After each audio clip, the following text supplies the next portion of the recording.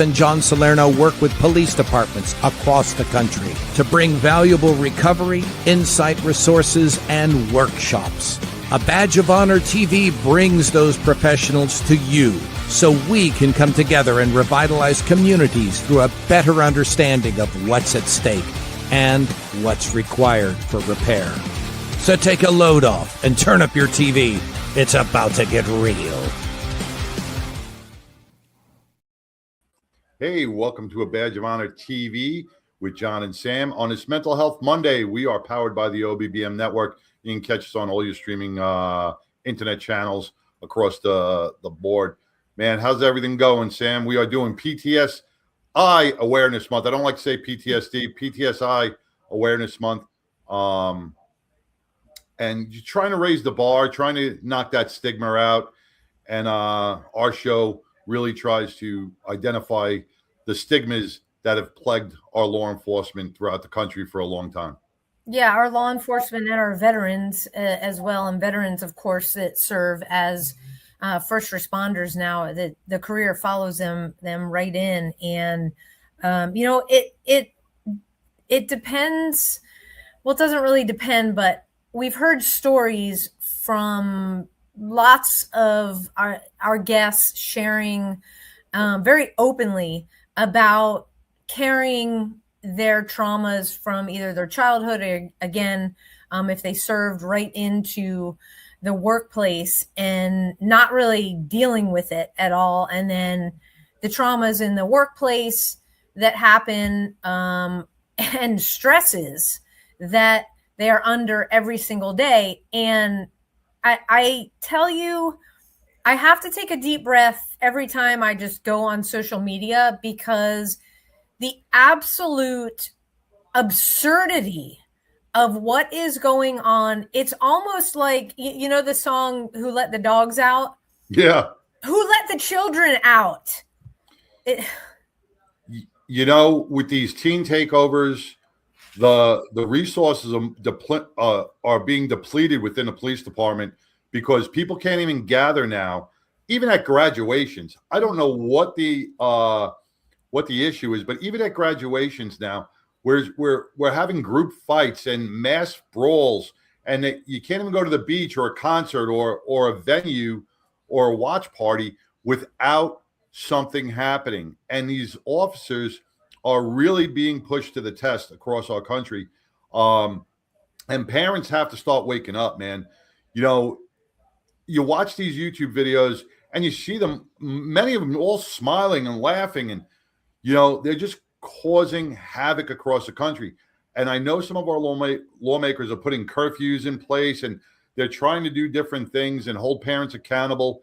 But, you know, it is getting to that point where, you know, we're going to start losing more young lives because someone's going to bring a gun, someone's going to bring a knife, someone's going to get run over, and there's going to be unnecessary harm and deaths to these children, and they're going to blame the police department, and it's not the police department's fault. Yeah, well, I mean, you and I both know, we've seen it in Dallas and the Fort Worth, the areas where there's lots of restaurants, and how they were, this goes back a bunch of years, how, you know, it's like, hey, if you're under 18, sorry, you can't come in. And that's even with your parents. So it's like, don't dine here. And yep. I have a feeling, at least in Dallas and Fort Worth, maybe some other of the bigger cities, to try and get in front of this. And of course, we've got the World Cup coming here.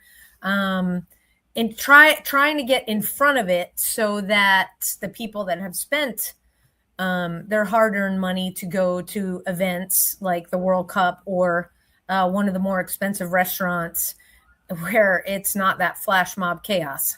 Yeah, it's sad for our officers out there.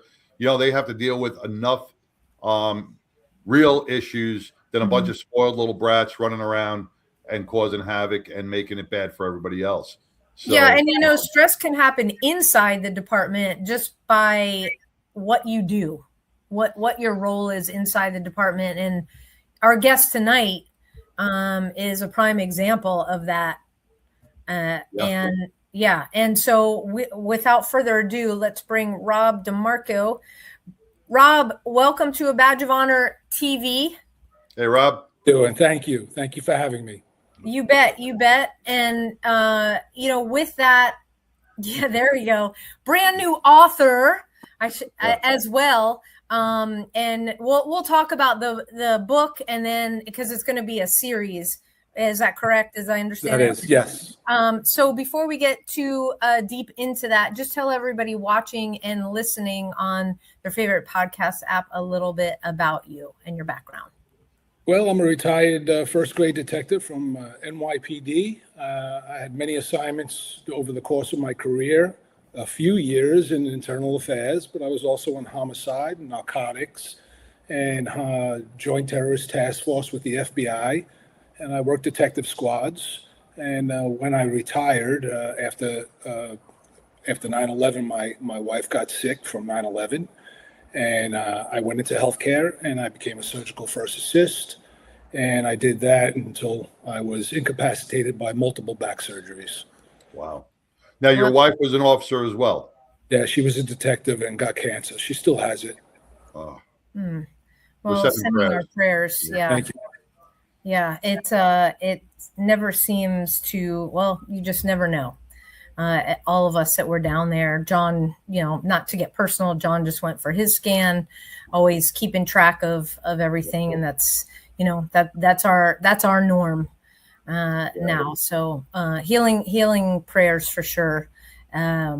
So your time in the NYPD, did you guys work together, or were you guys near each other at all? Well, we did work for a brief period of time, actually, in internal affairs. Yeah. Okay. So that's hey, we don't want to lose. Actually, that should spur on people staying on the show, watching, because you want to have a full understanding of internal affairs from both sides, because we're all about exposing this monster called post-traumatic stress. Mm-hmm. And it doesn't matter what your assignment is in the PD. Sometimes let's just say we need internal affairs for a reason. We've all seen those news reports. NYPD has, is it the famous class of 90 or 91? I don't remember, but there were a few of them actually. Yeah. So I don't think anybody's a stranger to that, but let's dive in a little bit deeper in terms of your career and the things. How did being in internal affairs how was it rewarding? And then on the flip side, how did it hurt you? I wouldn't say it was rewarding. Nobody does a dance and celebrates when a case is closed. I mean, but unfortunately, when we reveal the truth, you have to deal with the truth. And it makes a lot of us uncomfortable, and we don't want to deal with it. So it wasn't rewarding in that sense. You actually feel bad. You feel bad that, the job is taking a hit and that somebody's life is going to be affected and they made poor choices. And then you have to deal with the isolation and being shunned by your colleagues, because that follows you, unfortunately, for the remainder of your career. No matter where you went, no matter what you did, you worked in internal affairs, and everybody remembers that. Yeah, even if you did like a little 2-year stint or whatever you did, and it gets to your command before you even do, and it gets to you whatever bureau you went to before. And that's where this, when we talk about stigma of post-traumatic stress, sometimes the job is its own worst enemy when it comes to stigmatizing people.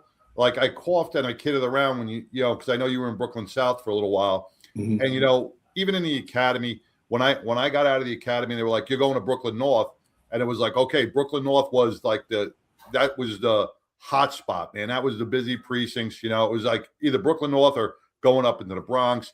And if you went into like Manhattan South, you had a hook. You must know somebody, and they looked at you different, and cops looked at each other differently, and we're all doing the same job. We all face the same dangers. Mm-hmm. But when it comes to integrity of the job, and especially back when we were on the job, we had the Michael Dowds coming out of the Michael Dowds. We had the 30-30, the Dirty 30. We had my precinct, which was 7-7. We had the Buddy Boys. We had a lot of integrity issues, a lot of dirty cops that caused a shadow over the world's greatest department. And if it wasn't, and now I see it, and after talking to you, Rob, I'll tell you, I was one of those guys. I had that IAD or the Internal Affairs Division stigma, hated Internal Affairs. I never had any bad issues with them. I was investigated twice and exonerated on both my cases. But after you grow up and you learn the maturity of the job, you understand the role that you guys played, and it was such a vital role within the NYPD. Yeah.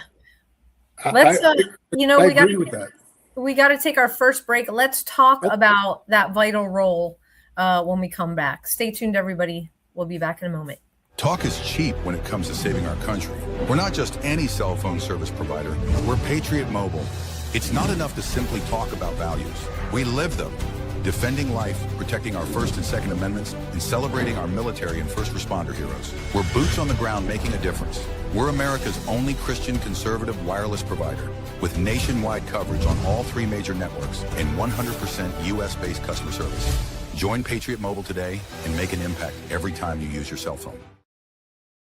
Hey, well, you can make an impact. You can make an impact on the lives of our first responders, our veterans, protecting free speech, 2A, protecting life. And the way you do that is by getting Patriot Mobile, because you get to do that directly. That's where your money goes rather than being with the big 3, because they'll do whatever the heck they want on any given day with your money. So it's super easy right now to get started. You do not have to switch equipment unless you want to, because they got all the latest high-tech gear in terms of mobile devices. So 972-PATRIOT. Tell them a Badge of Honor sent you by using promo code BADGE. And you will talk to a member that is housed up in North Texas, because that's where Patriot Mobile operates from, right here in Texas. Or you can go online and you go to patriotmobile.com/badge, and you will see, it'll take you right to our page.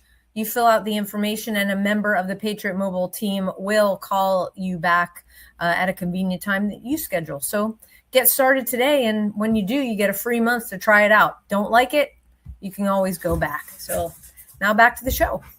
Hey, welcome back to Badge of Honor TV with John and Sam, and our guest, first grade detective out of the NYPD, Robert DeMarco. Before we left, we were talking about integrity of the job. We all swore an oath at whatever graduation ceremony, wherever you were. You raised your right hand and you swore to protect and serve to the best of your ability. And integrity was a high part of that. And, Rob, you went into Internal Affairs Division with the hopes to keep that integrity, to keep that badge shined and not dulled, and, that's a stress, because when a job doesn't like you and the people, your brothers and sisters within the department are told differently about what the duties that you're performing, it's a whole different level of stress. Yeah, it really is. It's very stressful. When I was leaving, they asked me if I was crazy, because, most people don't leave there because you have to deal with that. But I wanted to get back to the street and do what I wanted to do. And I did feel it, and it's very real. It's still real today. But I have to ask people, and I have to ask your viewers, what would you do? Would you rather have somebody who is not familiar with what it means to be a police officer and how to work and all of the stresses and different things that you have to deal with and decisions you have to make coming in and investigating? Or would you rather have your own who are fully aware of all those risks that you take every single day? And I think that's very important to have somebody showing that we can police ourselves, that we're capable of doing it. Well, we had the Civilian Complaint Review Board, and we all knew that, which is, was a farce. It still is a farce. They are not cops. They don't know what we go through each and every day. So you're more likely to be exonerated by one of your own who understands. Yeah. when you got into let's take that step out of IAB into the command right out of IAB. How was that welcome? Be totally honest with you, the commander at the time, I walked into the office, he had his back towards me, and I went in and introduced myself. He wouldn't turn around, and he asked if I knew him. And I said, no. He says, good, that means you haven't been investigating me. And that's how it started. Wow. But that makes for brutal working conditions. It makes it hard for you to do your job. So when you leave IAB, if you go to homicide or robbery, and you got a team that is always looking at you out of the side of their eye, and my eye always looks out the side, but you're looking at the side of your eye, it's hard to do your job properly, and it really sends you home not fulfilled. No, but there were some good guys there who took me under their wing. I mean, listen, I was a detective and I did different types of investigations, but I wasn't doing homicides and the regular squad investigations. And they did teach me how to do that. So some of them were really good. And my hat goes off to them. I worked with some great, great guys. Yeah, I always said, if you're not a dirty cop, you have nothing to worry about with IED or internal affairs. People got under the impression that they're always watching you. They're always watching you, which really isn't the truth, unless they get a kite on you, which is, a complaint. A kite is a complaint. A complaint. A complaint. If they get a kite, like, that's a kite too. What? Because they used to shoot them around the office. But a kite is a complaint, and if you got a complaint, they would investigate. Sometimes you'd be investigated and you'd be exonerated without even knowing it, because they'd find that the initial kite was false or not anonymous, and it was just some civilian making some complaint. So we closed out before you even knew about it. We closed out so many of those cases, and eventually I wound up in Group 1, which is the major case squad of internal affairs. No White Sox, nothing like that. These were all heavy, heavy cases. And these were, one of the cases that I worked, and it is in the book, about possibility of some corrupt officers knew about another officer doing something, and he wound up getting shot, and we had to investigate that. Was that, in fact, what happened? Or was there nefarious circumstances around it? There were some really interesting cases there, and you don't know. And the thing that they don't understand, or maybe they understand it, but they don't forgive you, is you're not making the complaint. The complaints are coming in. They have to be investigated by somebody. Correct. And they seem to have no problem if it's a supervisor doing it, but they have a problem if it's their own doing it. And I don't understand that, because they need detectives to do it too.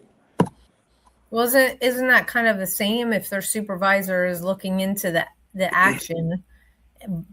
The supervisor is their supervisor. It's one of their own looking at what happened and then passing it to internal affairs if it needs to, or if it's predicated upon something else. Or was there a level of, hey, I want it to go to my supervisor because we're best buds kind of thing? No, in internal affairs, they're supervisors in internal affairs, and basically as a detective, you're working with a supervisor, you're paired up, you're partners with a supervisor, and the two of you become a team.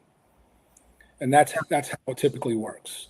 Now, it doesn't always work that way. I worked with other detectives also doing some, especially in that operation that's in the book, where I had a lot of, work with detectives, and it wasn't, the supervisors weren't really out there. Okay, well, let's talk about the book when we come back from our next break. Stay tuned, everybody. We will be right back. Okay. Look, when you need to respond to an aggressive situation to protect yourself, your family, or your property, understanding your firearm and legal position are critical. Officers know your skills are only as good as your commitment to training. So know what you're doing. So when you're in a vulnerable situation, we can count on your response. Whether you're a beginner or a licensed gun carrier, Carry in Texas offers basic firearms training, Texas permitless carry courses, license to carry, and basic 2A courses so you can understand the responsibilities, situational awareness, and learn the technical skill required when you carry your firearm. Go to carryintexas.com to find the right course for you. Join me, former United States Secret Service agent Samantha Horwitz, on the range for beginner basics, LTC prep, and range practice. Go to carryintexas.com today. That's carryintexas.com. Hey, welcome back to a Badge of Honor TV with John and Sam, with retired detective, first grade detective Robert DeMarco, and author of the book, The Line That Held. You know, and I hope this is not triggering or anything, but I'm going to bring up Serpico, right? You know, and I definitely don't want to call you a modern day Serpico, but a lot of people will turn around and say, well, IAB is like Serpico. Now, everybody knows who Serpico was. He was a cop in Manhattan who saw dirty things and called them out, right? Because he honored the job. Nothing wrong with that. Okay. Internal Affairs Division got kites. They got complaints, and they had to investigate complaints. Just like a regular cop gets a complaint about a civilian or a drug deal or anything else, we have to investigate that. So you kept the integrity of the job. You kept, you know, what 99% of the cops out there wanted: a clean badge, no bad press, and honorable retirement. So that's, you kept everybody, you know, checks and balances, I would say. Yeah, I would agree with that. You know, the complaints that came in, these were not, you know, White Sox complaints. Somebody, you know, not wearing their hat or drinking on the job. That's not what we were investigating. We're talking about people who are stealing money, stealing guns, stealing drugs, you know, doing raids on apartments, you know, intercepting. They sit on a wiretap and hear information, and then they went and raided the apartment before the police went and raided the apartment. That's what we were dealing with. Yeah. And if accountability is anti-police, then people need to examine that and say, what's wrong? Because that's not anti-police. Right. I mean, you have to really rethink your policing duties if you think that the Internal Affairs Division is wrong in doing what they do. You know, like I said, and I'll bring up the Dirty 30 and Michael Dowd and, you know, the Buddy Boys and all these things where cops were out there on the take, stealing money, robbing drug dealers, and really making a bad name. And not only that, putting other cops' lives at danger, in severe danger, because you're really running both sides of the law. I mean, we look at the mob. The mob had two detectives in the maybe the 6-2 precinct, you know, doing hits for them. Yep. You know, Louis Eppolito and what's his name? You know, they were paid by the mob, and they were doing hits because they were getting another couple of grand a week as a payoff. You're selling out the badge, and if you're going to sell out the badge, you're hurting not only the NYPD, you're hurting every police officer in this country. Yeah, I totally agree with that. And you know, they made movies about these guys. So because it was so, people would never think, what do you mean cops worked for the mob? Right. Yeah. Right. I mean, you had some good officers that made some very, very poor decisions and put everybody in jeopardy.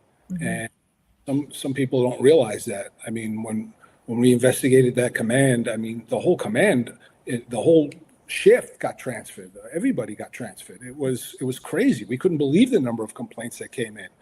And my question is, you know, nobody said anything. Nobody ever said anything until these complaints came in. Yeah. So you've got a new book out, and it's the first in what is going to be a series. So there we go, The Line That Held. Yes. So you've got is this based on all the cases that you worked? Well, this is basically about a detective who spends years chasing criminals, and then he finds himself after a botched drug raid in Internal Affairs. And he starts investigating officers from within the department. The deeper he goes, the more he realizes that the case isn't just about making arrests anymore. Now it's about what is a man willing to do once he knows the truth? What is he willing to stand on? And so a large portion of the book is about this operation and about this investigation that took place in Internal Affairs. It is fictionalized. I did change names and change events and some outcomes. I wanted to protect people who may have been affected by this investigation and by the story. And it also allowed me to, protect them, but still relay the crux of the story and keep the emotional truth. There you go. And so this detective in the book, it's not you, it's what's his name? Tony DeLuca. There you go. So he's going to continue on do you have like a master plan of how many books or? It's going to be 2 more books. Okay. By the end of this book, he is already out of Internal Affairs, and you see that in the book, and then he will continue from there. Now, Sam, I want to bring up a good point about this book. You know me, my reading comprehension is horrible, right? Because of post-traumatic stress, I lose my memory. Yeah, but this is like reading reports, because I'm reading it, and same with Mike's book that we both have.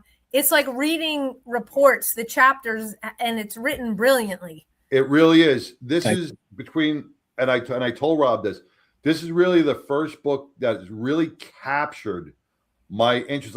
Like Mike's book is the stories of all the cops across the country. Right. Those are the war stories. But this book really captured my soul. It really, where you really dig and you want to know, you want to turn the page, you want to get to the next page.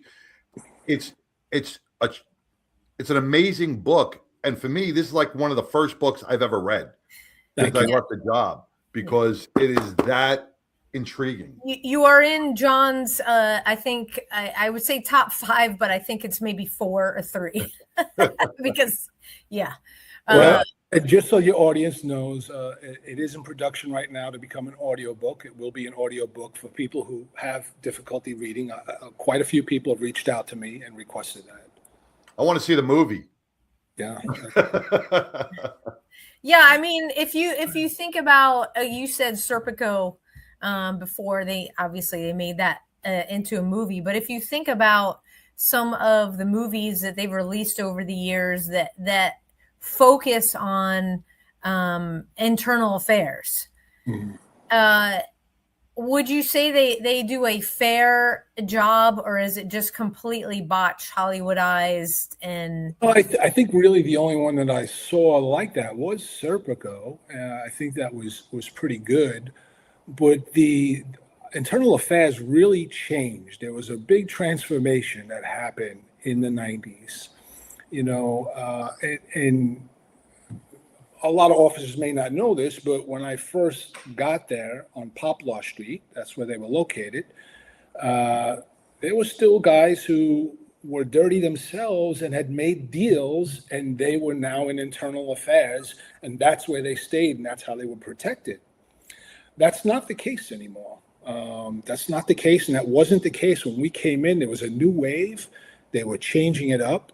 And they wanted to bring real street cops in to do these cases, and I thought we were pretty successful. I proposed this operation, and it was very successful, and that scared a lot of people. I got to be honest, it scared a lot of people. Now, Rob, you said in part of your story and a whole bit, you were kind of left alone at one point, had to do some stuff on your own, correct? Mm-hmm. Why was that? Well, we had some cooperating officers, and I had to meet with them on a regular basis and equip them with recording devices and debrief them and deal with them. And I'm sure you've had cooperators before in narcotics and everything else, and you're handling them the entire time. There's a gamut of emotions. They are terrified. They know their job is gone. Their life has changed. They're trying to avoid jail, and you have to try and keep them in the game, to accomplish what you need them to accomplish. And it's a very difficult job. It's not easy. and it's taxing. It's emotionally taxing because you feel for this person. You meet their family, you meet their children, and you understand their entire life is about to change because of one bad decision, Yes. or a few bad decisions. Yeah. Wow. Wow. Yeah. And you explain some of that in the book. We've got to take our next quick break here, and we will be right back to continue our conversation with Robert DeMarco. Stay tuned, everybody. Interested in starting a podcast or TV show? Worried about what you'll say and how to keep it engaging? Think you'd like to be a guest on podcast, radio, or TV shows? Hi, I'm Susan Hamilton, owner and founder of OBBM Network, and I would like to invite you to an OBBM media training to get the tools you need for a relaxed and polished performance you'll be proud to share. Our specialized training techniques include role play, voice training, and everything you need to deliver a confident, clear, and engaging interaction. Go to offbeatbusiness.com. Go to the calendar and register for a training that's convenient for you. Dates available now, 214-714-0495.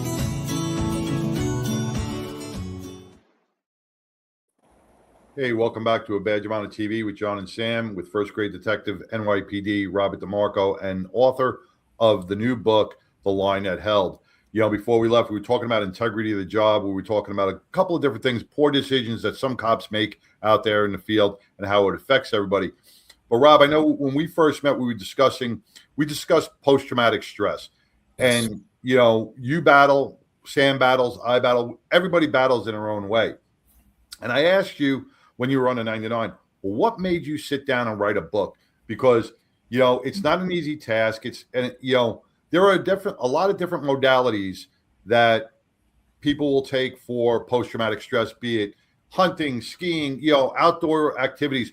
But journaling is probably the number one most used within, when you go seek therapy, they tell you to journal and write down your thoughts and put your thoughts down onto paper and put your words. That's how you started, if I remember, correct? That is how I started. I felt like I wanted to share the story. I thought that it would help me relive some of it, but also get some of it out, because it is a heavy burden, unfortunately, working in internal affairs and always being labeled that way, and always, everybody has a skewed opinion of you, regardless of what you did and how you performed. That's always in the background, like you on the phone calling against them, and that's not the case at all. But when you put the words to paper, like I said, people are always making accusations or saying things about you, or then you start getting dehumanized and you feel, is this true? Am I really a bad person? And you start looking down at yourself.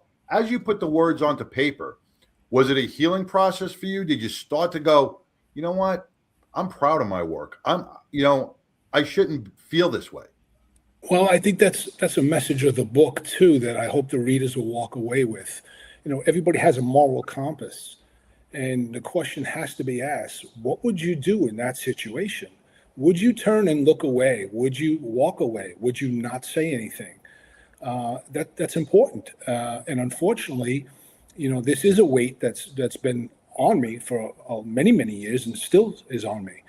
And I don't want people to feel sorry for me by any stretch. Don't get me wrong, but it's a question that everybody needs to ask themselves. Everybody needs to ask themselves.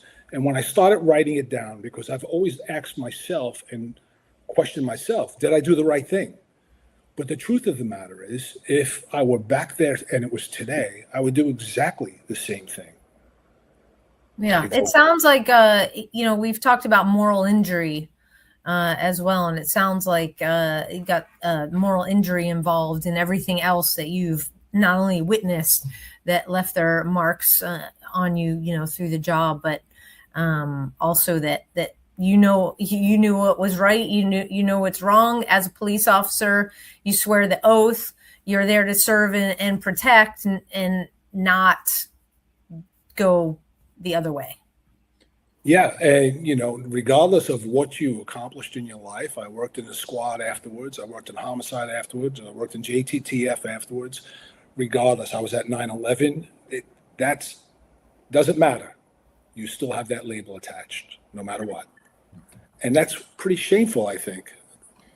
Yeah, because you shouldn't be labeled. You shouldn't be labeled. And that's what. So, like I said in the beginning, sometimes we are our own worst enemies with that. But just know that 99% of the police officers out there respect you for what you did, and you keeping that badge and keeping the oath sacred and keeping it at the high integrity that it should stand on. So that's what you provided. Were you assigned? Did the supervisor just say, "Hey, you're going to internal affairs"? I mean, no. I had an incident in narcotics that it was a botched drug raid, and I saw some things that I wasn't comfortable with, and I spoke up about it, and that's when I was referred there. They didn't want to make a case out of it. They didn't want to do anything. They basically wanted to get rid of me, and they didn't feel comfortable with me being there anymore because of what I was saying, I suppose. And then I said to myself, I said, okay, well, I don't want to be a part of this, so let me take the next step, and I did. Okay. And at first I was very apprehensive, but I have to tell you, I worked with some amazing guys there, guys who bleed blue. They really do. And they were tremendous investigators, and nobody was out to get anyone. They just were investigating the cases. And when the facts come out, well, now we have to deal with these facts. And what are we doing with them? Yeah. Yeah. And that's why I said this book, The Line That Held, along with your book, Sam, both of you journaled through your experience. And it's not something that's just thought out as a fictional thing. These are stories between Rob and Sam's. Both their books were amazing to read because you could feel your heart in them, and it's put into words, and the reader can feel that. And that's what makes the book so well read. Well, yeah. I was hoping on both fronts. I was hoping that the reader would actually feel like they were sitting beside Tony DeLuca at the desk, and they were experiencing everything. And that's something that you don't get in many stories. You get the police chase, you get the bad guy. They get that. But Tony is not trying to be a hero. He makes mistakes. He's not perfect. And hopefully you can get that he's not perfect, but you're going to sit beside him and see exactly what he deals with. He's real. That's the whole point of it is you can relate to it. In one passage of this book with Tony, with the DOA, you guys went over to that DOA, you smelt it. And I was reading that part and I'm like, and this is going to sound really corny, but I've been on a lot of DOAs. I've been, when I read that passage about how Tony felt that it changed him because he was decomposed, he had no face, he died alone, and he was thinking about his father and stuff. I smelt the body through the words. I pictured the scene because the way you wrote it, you could have just wrote it any way, but the way you wrote that passage connected, and I was like, wow, this is vivid. Thank you. Well, that's why the book is perfect for. I mean, it's gonna bring you into that. If you trigger alert for if people. You serve, yeah. Well, I mean, hey, we talk about awareness being the key, but that's the whole point. Yeah. In keeping it real, and Robert, I didn't ask you before the show started if you're a coffee drinker, but. John and I, I was like, hey, you're from New York, probably drink some coffee. So we drink East Texas Legends coffee, founded by Ben and Amanda Holmes. And it reflects their journey from Ben's Marine Corps service and law enforcement career, overcoming post-traumatic stress to finding purpose in ranching. Relocating to an East Texas ranch, they identified a need for a local coffee brand. Now they're opening their first coffee shop in Lindale, Texas, rooted in faith, family, and community. Their mission: inspire purposeful conversations over coffee. So drink coffee, be legendary. Go to etxlegendscoffee.com. Use promo code BADGE for 15% off coffee and merch. You can just hold your phone up if you're watching us on TV and get that QR code. It'll take you right to the page. My favorite is the, let me turn this off, is the Diablo, the dark roast with a little hitter of some spiced maple. You're so bougie. A little little hitter, like two tablespoons. So that's what I like. But the whole point is, you know, just like you saw our Patriot Mobile commercial, it's supporting where we came from, right? Yep. So why not make East Texas Legends coffee your go-to? I promise, John promises, you will not be disappointed. And this is merch. This will keep, it's like 8,000 degrees. So if you like iced coffee, it's going to keep your coffee cool all day, and vice versa if you like to do the hot stuff all day long, because you turn your air conditioner on to like 69. So Ben and Amanda, I will not leave this at my daughter's house no more. Thank you for the new one. Absolutely. But so pick up the coffee today. Robert, we're talking about the emotions that Tony DeLuca and his experiences, your experiences written through him, can bring anybody back to a scene. And it's real. It's you. Names changed. But you know, there's lots of police officers out there that still, despite coming from Mental Health Awareness Month last month and Post-Traumatic Stress Injury Month this month, that feel like they're alone. And the more books that we have like yours, like Mike Barron's, I mean, there's so many of them, John, that we've had on authors on over the years, the more you realize you're not alone. And it doesn't matter that I didn't have the same badge that you did. It's like, okay, he gets it. And I think that is what is really meaningful. Yeah, we've all been in those situations, and there's a camaraderie that should be felt by everybody. And I agree with that. I mean, the thin blue line is real, but to keep the thin blue line, you have to have integrity.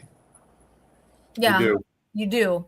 And that's that two-sided thing that we straddle. We're a family that's on that thin blue line, but there is a point. You're not covering stuff up for your buddies, right.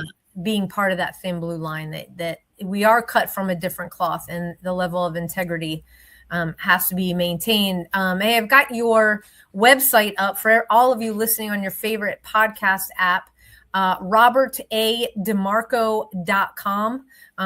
It'll be in the show notes as well, robertademarco.com. You can find out more about Rob, his career, and of course, grab a copy of this book. Robert, where else can people connect with you on social media? I'm on Facebook. Facebook is probably the most common thing right now. Okay. You know, I just want to reiterate too, if you purchase a copy this month, yes, Rob has been generous enough to donate all the royalty proceeds from this book to the Brotherhood for the Fallen chapter here in Fort Worth. I want to thank you, Rob.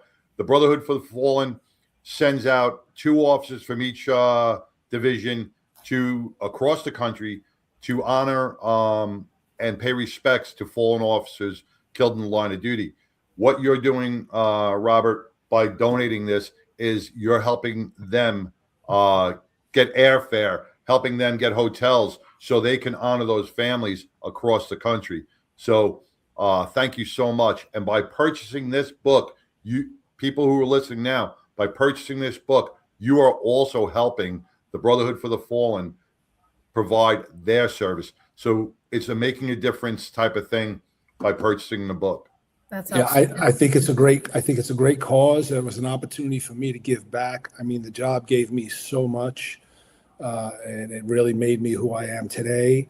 And I love it. I love law enforcement, and I miss it. I miss it a lot, to be honest. Although today there are definitely new challenges. Yeah. Yeah. And ladies, great Father's Day gift. What an amazing Father's Day gift for your man. So it's a great opportunity to give back, and that's a great cause. It really is. Yeah. Yeah, they're a phenomenal organization, and we're just so happy that we could have you on to tell everybody about it. So yeah, everybody go to robertademarco.com, get your copy, and again, help Brotherhood of the Fallen Fort Worth chapter to do their good deeds. Yes, John. You also got a couple of book signings coming up, right, Rob? Yeah, I just had one on Monday. I have another one in October. I have another one. They haven't given me a date yet, but another one. The book is available on Amazon. It's available on Barnes & Noble. Amazon's probably the most popular for people. I just adjusted the price. I want people to buy it so I can donate to this cause for this month. So please jump on board. And where is your next book signing? The next one is going to be in Mount Dora in Florida. Mount Dora in Florida. So if you're listening anywhere in Florida, you want to go meet Rob, get a personalized book signed, that's the place to go. Yeah, are you ever going to make it to Texas? I would like to come back there. Yes, I would. And, all right. We have to arrange that. Have to we do it. have a lot going on here, but if we arrange that, I will come. Yeah. Awesome. Well, thank you so much, Rob, for coming on tonight, talking about the book. And remember, folks, this is just I'll call it installment 1. Yeah. So there are going to be 2 more books, and I love series novels that continue. And then who knows, maybe one day we'll be able to turn on the TV and watch Tony DeLuca in action and see what's going on behind the scenes. They don't have only if John's going to play Tony. Yeah, you want Tony. John to play Tony? Hey, yo, how you doing? Hey, yo. Yeah. You better go get your SAG certificate or whatever. I got my SAG card. Okay. I can do it. Yeah, there we go. So thank you, everybody. Go to robertademarco.com. That's Rob's website. Pick up a copy of the book or go on Amazon. The prices are going to be the same, right? Yep. Okay. So that all the proceeds from this month can go to the Brotherhood for the Fallen, the Fort Worth chapter. Rob, again, thank you so much for coming on, for sharing your stories, for keeping it a little bit suspenseful so that you got to get the book, people. Well, I don't want to give it away. Yeah, exactly. You gave it enough away that I think it's very intriguing. And like I said, a lot of people will be able to definitely connect with it. So thank you so much. Rob, thank you very much so for having me. I appreciate it. Stay blessed, brother. Bless you. All right. We'll be in touch. Okay. Thanks so much. Yeah, it's going to be, like I said, I love series books. So first one is fun and can't wait for the next 2. We have got a bunch of announcements to do tonight with upcoming events. And as I'm bringing this up on email here, the first is our friends Liz and Joe Bartholomew. They have Responders Retreat and in beautiful Wisconsin. And what you want to do is go to firstrespondersretreat.org and you want to secure your spot. So if you are a first responder, this is a perfect time for you to get away. It's end of September into October, so for a week, and decompress. The most amazing way to have peer support, just talk about the stuff that we don't want to talk about, but we're doing it with each other. So the barriers are down right there because everybody gets everybody. So firstrespondersretreat.org. And then we have got our friend BJ Ganem, who was on the show a few weeks ago from Sierra Delta. They have got a charity golf classic that is happening Monday, September 21st. If you are in Connecticut or you want to play golf in Connecticut, go fly there. Monday, September 21st, it is 10 a.m.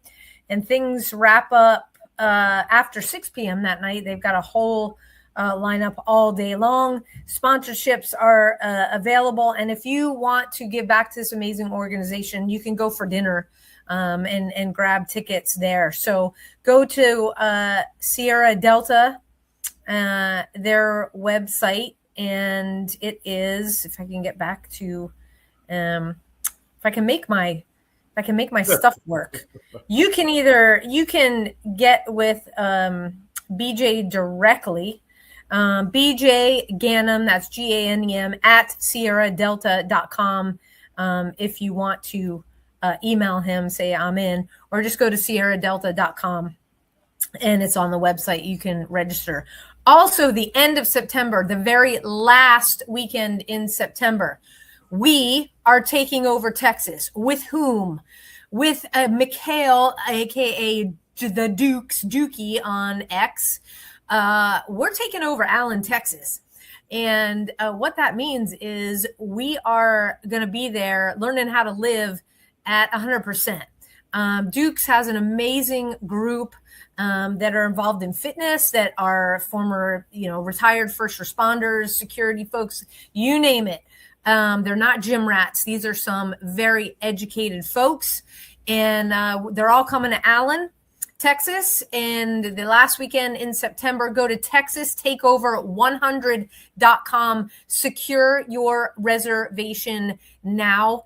And so if you want to learn from some of the best in fitness out there about everything, where their mindset is, supplements, they're going to be in a gym, taking over a gym.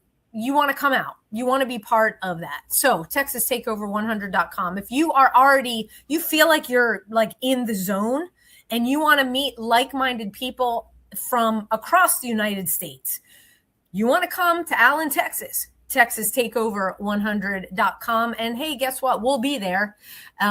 We are so blessed and honored to be the beneficiaries of Texas Takeover. And we can't wait to meet you all. So TexasTakeover100.com. I talked about where to get your coffee. Go get Rob's book. Again, it is robertademarco.com. And we have been completely blessed this year again by Carry the Load. Thank you, Carry the Load, for an amazing Memorial May, and an amazing way to spend Memorial Day weekend with our brothers and sisters who wear all different uniforms, and just a way to meaningfully say thank you, bringing back the true meaning of Memorial Day. So thank you for that so much. Hey, you want to find out where we are, what we're doing, how you can have us come to your department, talk about wellness and resiliency, really put the key pieces in place so that you can finish your career in the best place possible, both physically and mentally, or you're just starting your career and you want a firm foundation. Go to abadgeofhonor.org and just fill out the form. Excuse me, and you can contact us or just give us a call. We're always here to help. So with that, like I said, there's so much going on. Huge announcement. Thank you, OBBM Network TV. We are now part of Spreely TV. So if you guys have never heard of Spreely, Spreely TV, it stands for speech. What is it? I'm already going to mess it up. Speak freely. That's what it is. Speak freely. Right. Speak freely. Spreely put together. So they've got a great lineup of already a lot of folks, podcasters that you guys know. You'll know their names. We're there, and a bunch of other shows. So Spreely TV, thank you OBBM for doing that. We are so grateful. And so to all the first responders out there, first of all, grab a copy of Robert's book. Okay, read it. Reach out to him, and reach out to us. You will connect with this book. Promise you. Thank you, first responders, for holding that thin blue line, for putting yourselves out there with all of the chaos that is going on every single day. You have got prayer warriors behind you, praying for your safe return home every single night. Thank you for keeping our communities safe. To our veterans, thank you for fighting the good fight that allows John and I to do a show like this every single week. And for all of our active duty personnel spread out across the globe, thank you for keeping our shores safe here at home. We know you are in a lot of harm's way. One only needs to check out social media every day. So we are praying for your safe return as well. John, take us home. All right. Well, to all those that are battling, woke up exhausted today from the mental stress and the strain, we hear you. We see you. You're not alone. You made it through today. We're proud of you. And we want to see you tomorrow. Peace. Till next week, everybody. Take care. A Badge of Honor podcast is produced for the OBBM Network podcast and protected under copyright law. For content permissions, please submit your request to abadgeofhonor.com on the content page. For OBBM Network programming information, please call 214-714-0495 today.